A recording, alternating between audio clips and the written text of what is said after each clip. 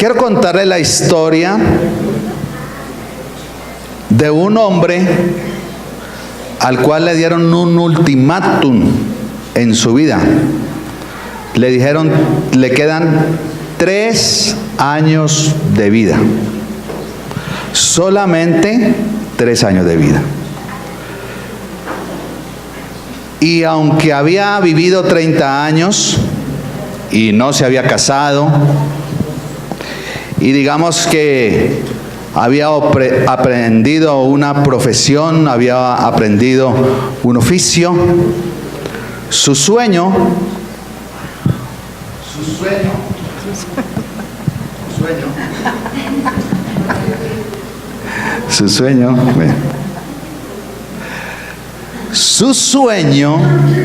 el sueño de aquel hombre era que siempre quiso ser maestro. Quería ser maestro, pero le dicen solamente te quedan 3 años de vida. Lo curioso, lo rescatable, lo encomiable es que este hombre ajustó su proyecto de vida, porque creo que como todos tenía sueños, tenía metas, pero dijo, si solo me quedan 3 años de vida, ajustó su proyecto de vida a esos 3 años que le quedaban. No perdió el tiempo, no se puso a divagar, no se puso a pensar, no se echó a morir, no le dio depresión, sino que comenzó a cumplir ese sueño de ser maestro. Y comenzó llamando a estudiantes. ¿Quieres estudiar? ¿Quieres estudiar? ¿Quieres estudiar? ¿Quieres estudiar? Ven, ven, ven. Y no le cobraba a nadie. Y logró su sueño de tener unos estudiantes, de tener unos alumnos en su escuelita. Y esos tuvieron muchos y muchos y muchos. Y pasados los años, hoy todavía lo recuerdan como el profe. El profe. ¿Cuántos tienen un sueño acá? Amén. ¿Cuántos tienen una carrera? ¿Cuántos quieren desarrollarse en la vida? ¿Pocos? O veo que ustedes están estudiando, que por aquí hay gente que estudia, cierto que tienen sus metas y una carrera pues dura 5 años. La pregunta es, ¿qué harías si solamente te quedaran 3 años de vida? Si fueras al médico y te dijeran, lamentablemente, señor, señorita, señora, le quedan 3 años de vida. Pero doctor, el siguiente, porque así es, ¿no? Siguiente. ¿Cómo saldría usted? ¿Qué pensaría? ¿Qué haría? Así que en esta mañana quiero compartir qué fue lo que en 3 años enseñó ese profe, ese maestro, para que hoy todavía lo recordemos como el profe, como el maestro. ¿Qué fue lo que enseñó para impactar de tal manera a sus estudiantes que cumplió su sueño de ser maestro? Pero no solamente eso, sino que dejó un legado en sus estudiantes y que hoy todavía lo recordamos como el profe, o lo recuerdan como el profe. Quiero hablarles esta mañana de la escuelita de Jesús. La primera lección que Jesús nos dio, la primera lección que ese profe, rabí, porque a él le decían rabí significa el profe, en términos del siglo XXI. ¿Qué fue lo que enseñó él que trascendió tanto? Lo primero que Jesús enseñó es que la oración tiene poder. ¿Amén? ¿Cuántos dicen amén? Amén. Que la oración tiene poder. Aquel rabí, aquel profe enseñó que debemos orar, y la razón más sencilla más lógica, más natural por la que debemos orar es porque la oración tiene poder. La oración tiene poder. No somos los dueños de nuestro destino. No somos los dueños ni siquiera individualmente, ni siquiera como nación. El hermano Billy Graham dijo: estamos atrapados en una corriente histórica que no podemos controlar. Pero hay un remanente de hombres y mujeres que podemos cambiar la historia de nuestro país, que podemos cambiar la historia de nuestra familia, que podemos cambiar la historia de nuestras ciudades si tomamos la firme decisión de orar a Dios. Eso dijo Billy Graham y con eso estoy totalmente de acuerdo. Pero en estos días parece que la oración no reviste la misma importancia que en antaño. Parece que la oración se ha convertido en un mero formalismo. Unas cuantas palabras cuando me levanto, unos cuantos versículos aprendidos de memoria o escasamente un versículo, y nos olvidamos de Jesús por todo el día para en la noche decirle 2 o 3 palabras y acostarnos. Basta escuchar oraciones, parecen rezos evangélicos. Y el Señor dijo que no le gustaba la repetidera, ¿cierto? La oración se ha convertido en un rezo sin poder y sin autoridad en nuestras vidas. La oración tiene poder. Amén. Creo que eso todos lo sabemos. Sabemos que Abraham oró antes de la destrucción de Sodoma y de Gomorra y le dijo al Padre, intercedió hasta que su sobrino Lot fue salvo. O sea que la oración puede transformar, puede cambiar las circunstancias. Amén. Dice que Elías, un hombre de carne y hueso, oró y por 3 años y medio el cielo se detuvo y no hubo lluvia para una nación. La oración puede cambiar los fenómenos naturales.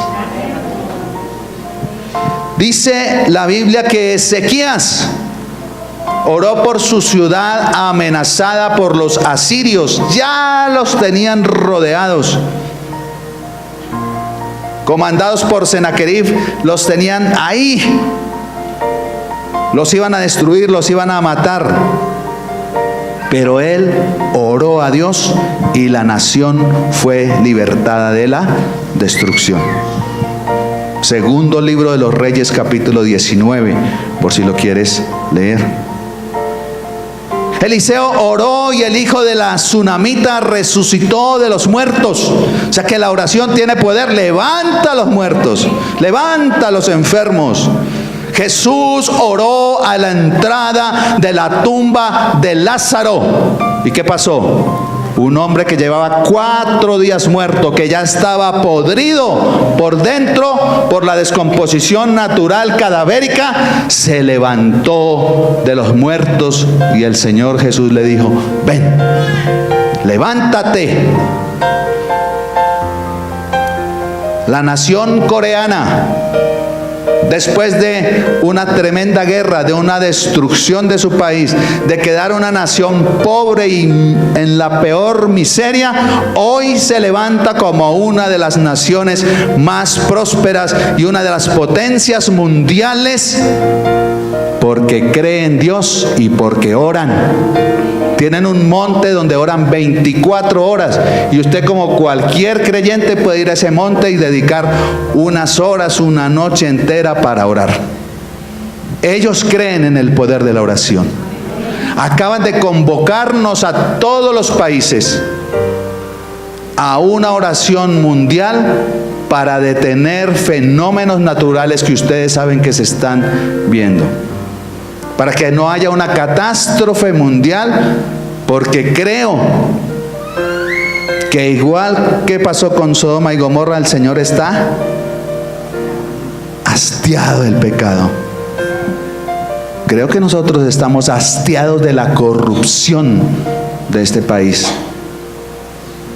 Estamos hastiados de que se roben nuestros impuestos. Estamos hastiados de toda esa malicia del diablo que quiere dañar a nuestros niños desde pequeños y enseñarles que no son hombres ni mujeres, sino que ellos pueden elegir. Estamos cansados, estamos hastiados. La historia ha cambiado una y otra vez a causa de la oración. Y puede cambiar de nuevo, porque hay personas como usted y como yo que tenemos el poder en nuestras manos y podemos orar. Dije que la tierra, el mundo, su familia puede cambiar porque hay hombres y mujeres como tú y yo que tenemos el poder en nuestras manos y podemos orar. Aleluya, dale un aplauso al Rey.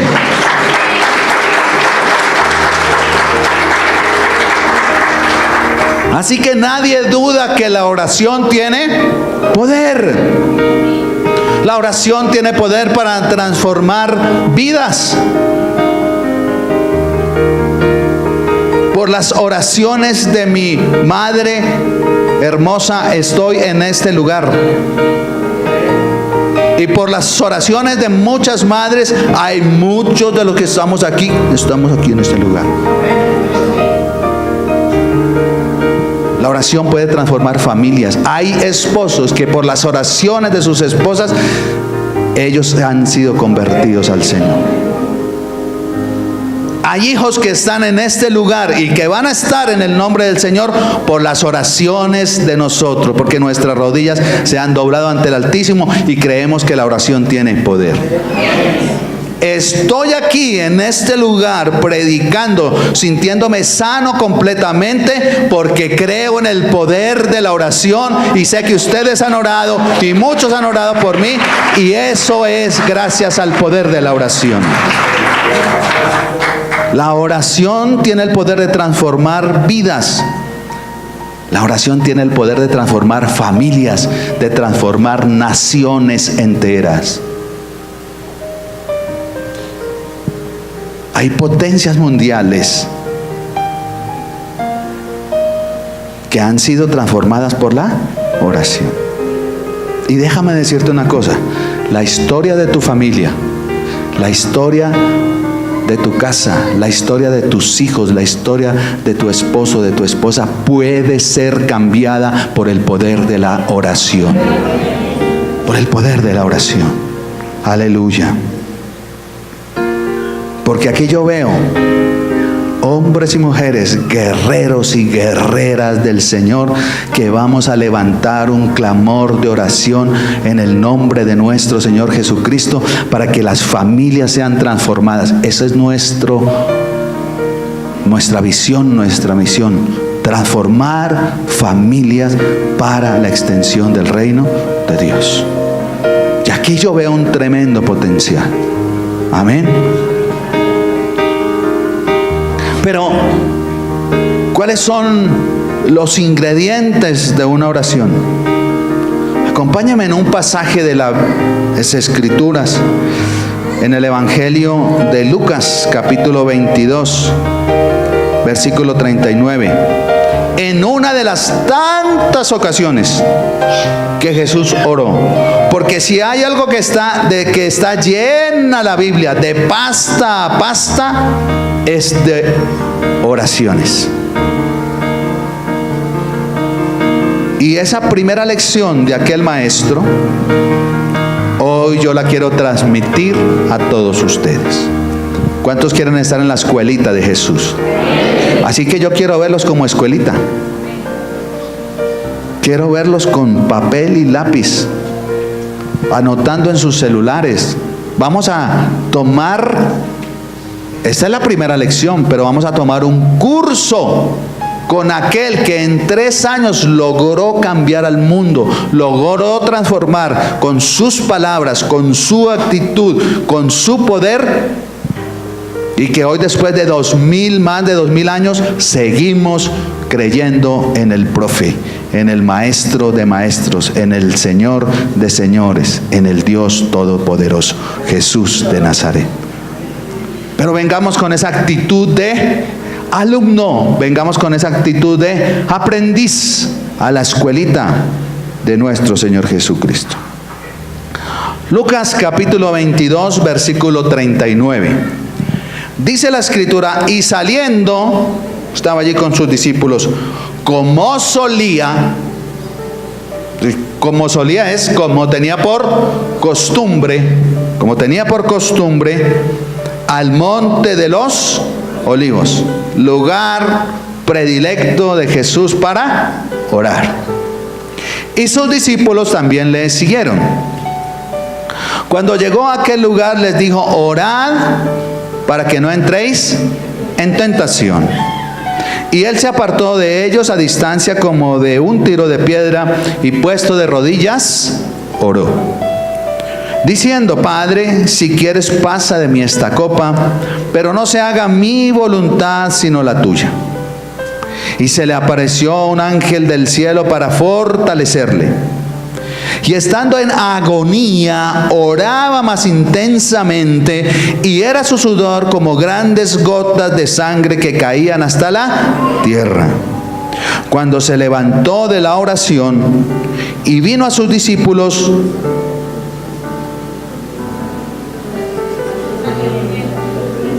los halló durmiendo a causa de la tristeza.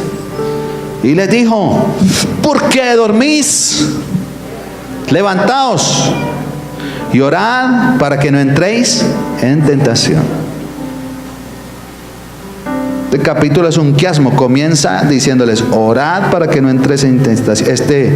Esta copa, perícopa. Y termina diciendo: orad para que no entréis en tentación. Con su vecino de al lado. En estos versículos, ¿cuántas veces se repite la palabra oración, o orado, o oró? A ver, búsquelo ahí entre juntos y me dicen cuántas veces.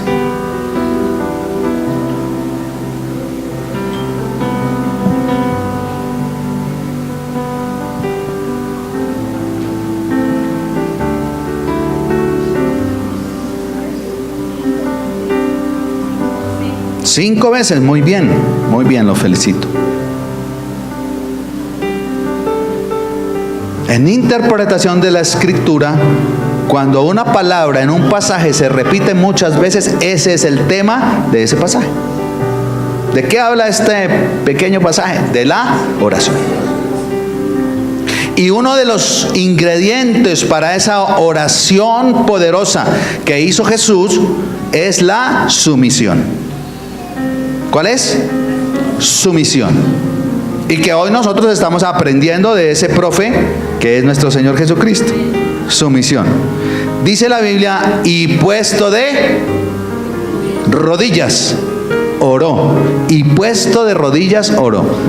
La tradición judía era orar de pie. ¿Cuántos han visto estos hermanos ortodoxos que tienen como unos cachumbitos? ¿Los han visto en el muro de los lamentos, de pronto en alguna? ¿Y cómo oran ellos? De pie y hacen así, ¿no? Su movimiento es para concentrarse, para que no se distraigan, ¿sí? Porque puede haber muchos distractores. Pero ellos oraban de pie. Pero Jesús se postra de rodillas en acto de sumisión, de reconocimiento a la autoridad. Aunque Él era Dios, pero en ese momento era Jesús, el Hijo de Dios, y estaba sometido a una autoridad. ¿Quién era su autoridad? Su Padre. Y se postra ante su Padre para hacer una petición: si es posible, pasa de mí esta copa. Pero ¿Qué cosa? ¿Cuál es la otra actitud de sumisión? Aparte de que tenía una actitud de su cuerpo, de postrarse de rodillas, había una actitud del postrarse de rodillas en su corazón. Pero no se haga mi voluntad, sino la tuya.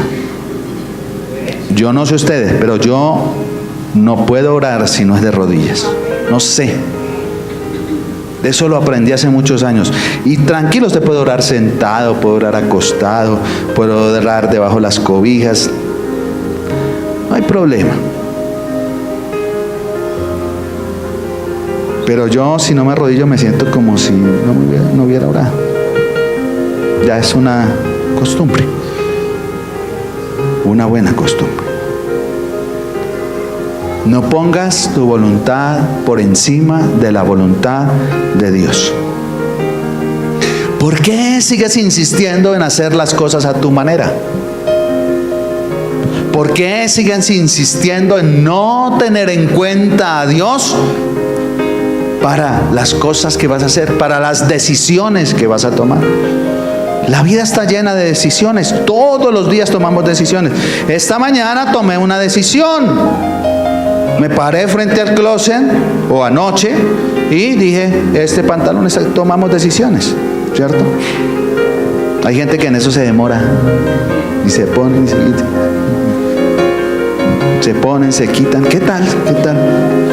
Claro, yo le pido asesoría a tengo una asesora de imagen, ¿sí? Clara Murcia.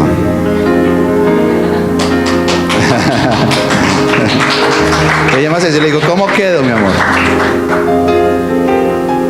Me dijo, esa chaqueta está muy grande. No, esta otra que me puse. No.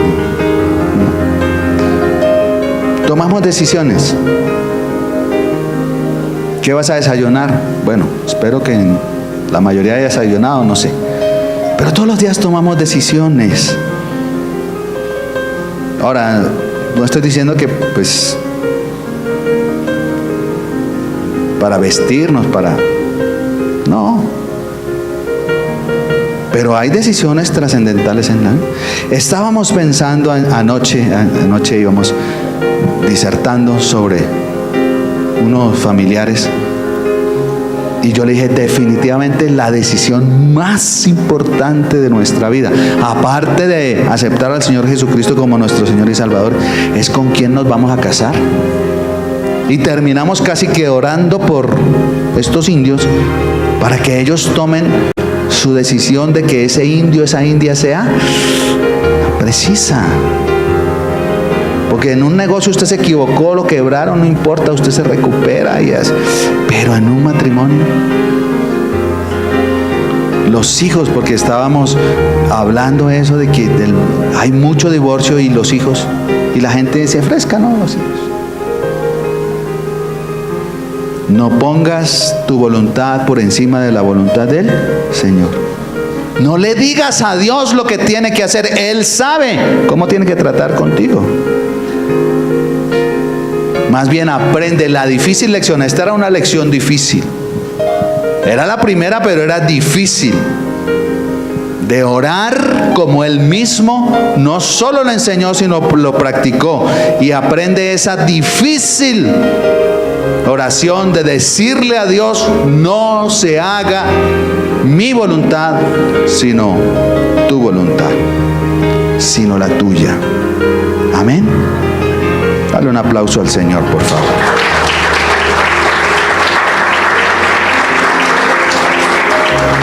Segundo ingrediente que podemos notar allí, la perseverancia. Dígale que está al lado, la perseverancia. Jesús tuvo 3 años de ministerio público, pero jamás estuvo demasiado ocupado para no orar.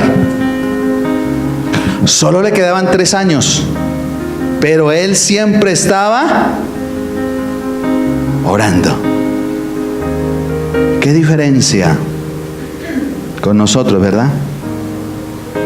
Creo que a ninguno de los que estamos aquí nos han dicho que nos quedan 3 años. O 6 meses. O como le dijeron a aquel paciente: doctor, y en ese diagnóstico terrible que usted me da, ¿cuánto me queda? Y el doctor cogió el reloj y dijo: 10, 9, 8. A ninguno nos han dicho eso. Pero con qué poca intensidad y con qué poca perseverancia oramos. Cierra tus ojitos por un momento y piensa. ¿De verdad cuánto tiempo le dedicas en oración al Señor cada día? Compáralo con una actividad sencilla y simple que no requiere mayor esfuerzo: ver televisión.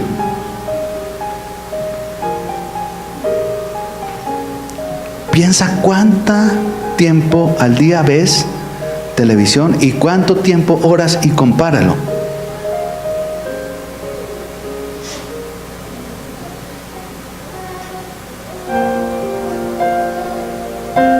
Y podíamos decirlo todos, porque yo me incluyo. Podíamos decirle: Señor, perdónanos. Papito, perdónanos porque no tenemos el tiempo para ti. Ese no es el programa de oración que Jesús diseñó.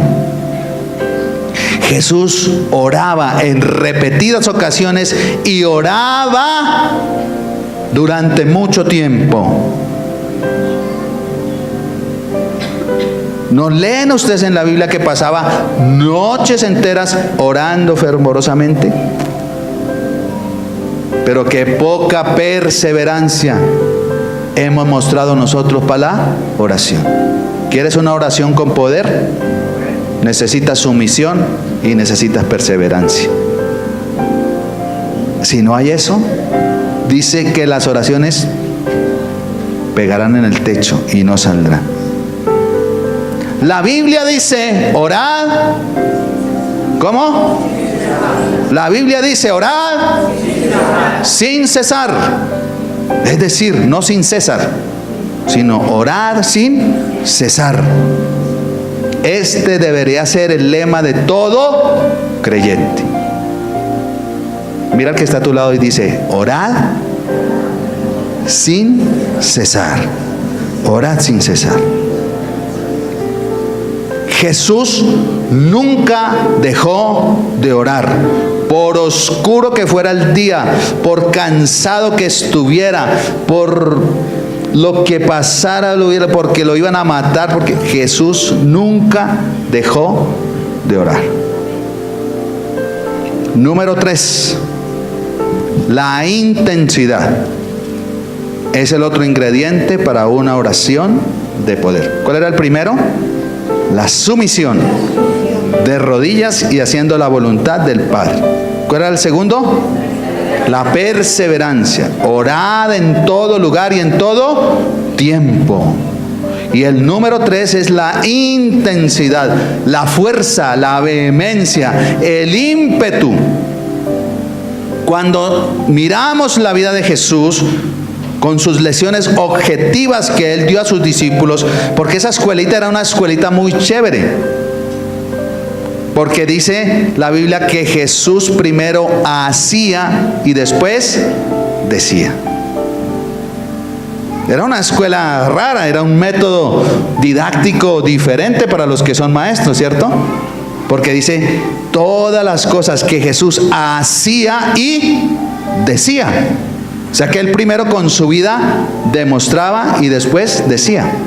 Nosotros tenemos un método didáctico diferente. Primero damos la teoría y después la práctica, pero Él la cogió al revés. Primero la práctica y después la teoría. Cuando Él le dijo a los discípulos: orad para que no entréis en tentación, no les estaba dando teoría. Él ya había orado para no entrar en tentación muchas veces.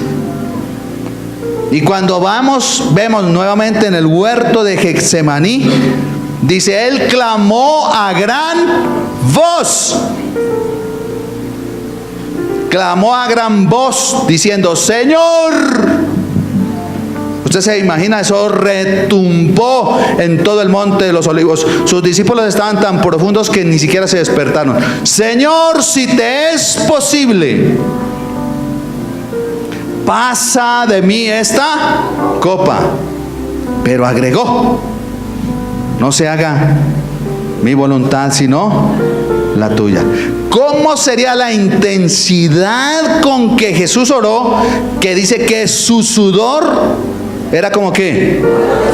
Como gotas de sangre que caían a la tierra.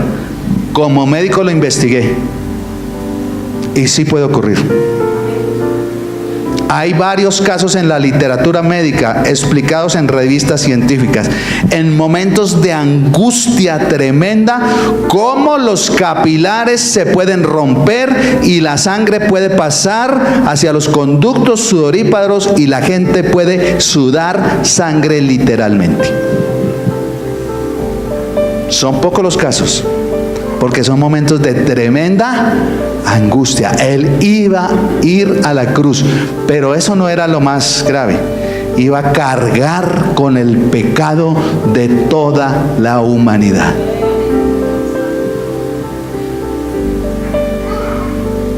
La intensidad con que Jesús oró, la autoridad que Jesús tenía, era impresionante.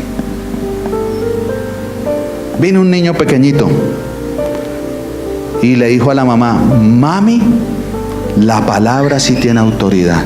Dijo: el nombre de Jesús sí tiene autoridad. Le dijo: ¿por qué? Porque yo le pedí la muñeca a mi hermanito. Le dije: dame la muñeca. Y él no me la quiso dar. Yo le dije: que me des la muñeca, y se la jalé y no me la quiso dar. Y entonces la niña le dijo: dame la muñeca en el nombre de Jesús. Y el peladito se asustó. Y ella vino corriendo a decirle a la mamá: el nombre de Jesús tiene autoridad. Esta es una anécdota, pero ¿cuántos de nosotros no oramos con la autoridad? Toda autoridad me es dada, y dijo, y yo sé en los cielos y en la tierra, y yo se la dejo a ustedes. En mi nombre, dijo él, en mi nombre hollaréis serpientes. En mi nombre, en el nombre de Jesús, echaréis fuera demonios. No le tenga miedo a los demonios. En el nombre de Jesús se van fuera. Y reprenda en su casa, reprenda en su vida. Hay que reprender con autoridad y en el nombre de Jesús al diablo. Número 4, la privacidad. La privacidad. Con frecuencia nuestro Señor oraba solo, apartado de toda distracción terrenal.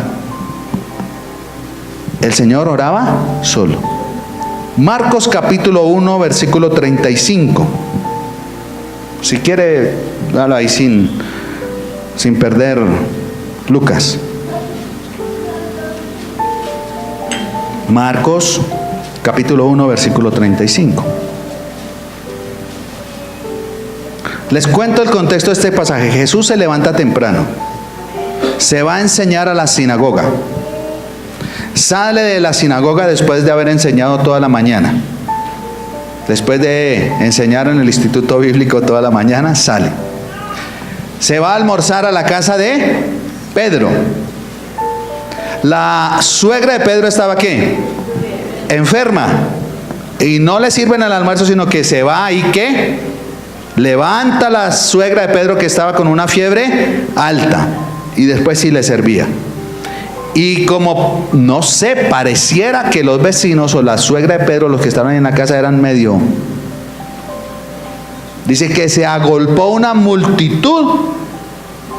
Ahí en la casa de Pedro se armó un grupo familiar tremendo y Jesús comenzó a sanar, a liberar, a sanar, a liberar durante toda la tarde y casi llegada la noche.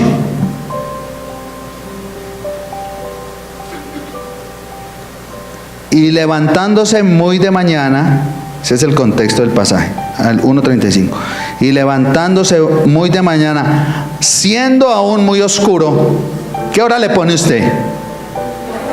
Como las 4, ¿cierto? 3:30, 4, cuando está bien oscuro, salió y se fue a un lugar desierto. ¿Y qué?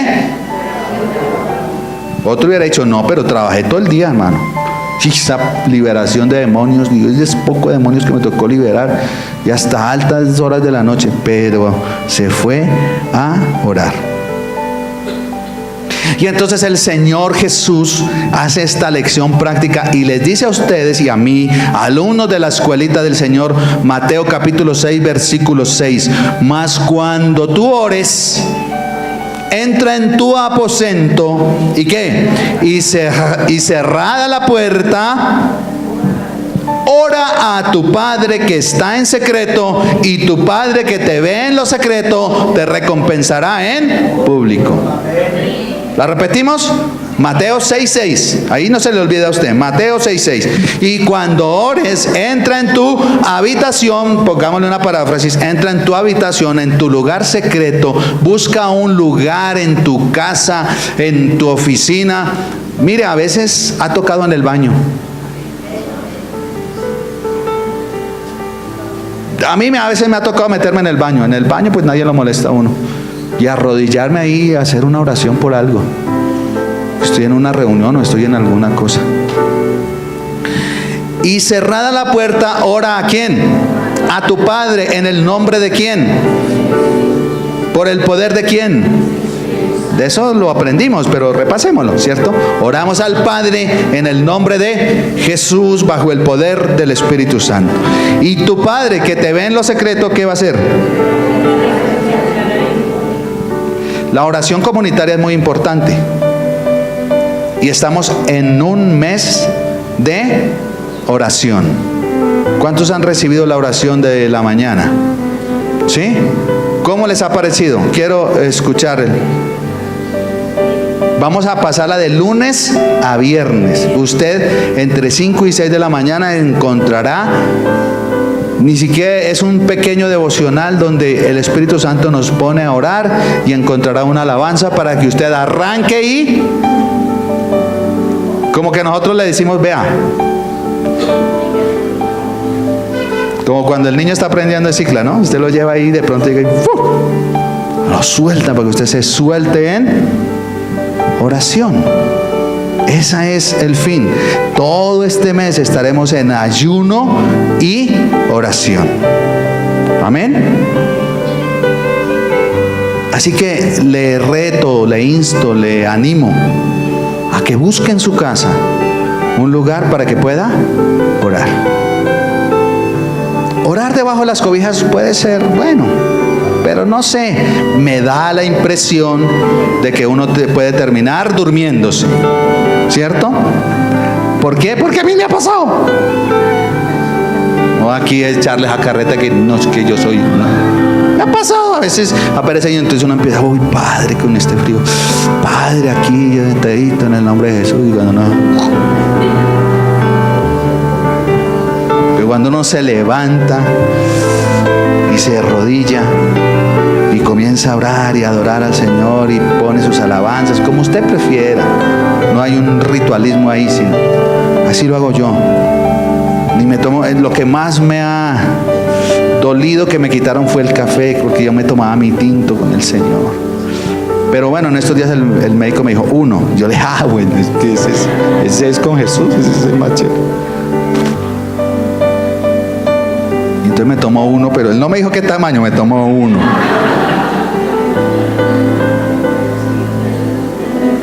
Pero busque esa oración callada, esa oración donde tú puedas derramar tu alma, derramar tu corazón.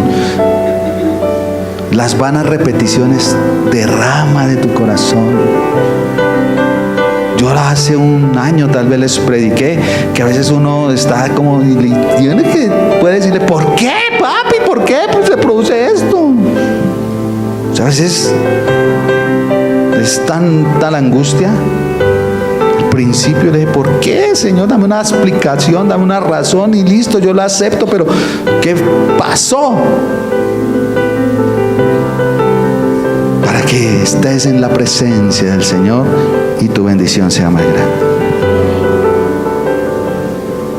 La lección tiene muchas más cosas, pero el tiempo de la clase se acabó. Pero quiero pedirte el favor que te pongas sobre tus pies.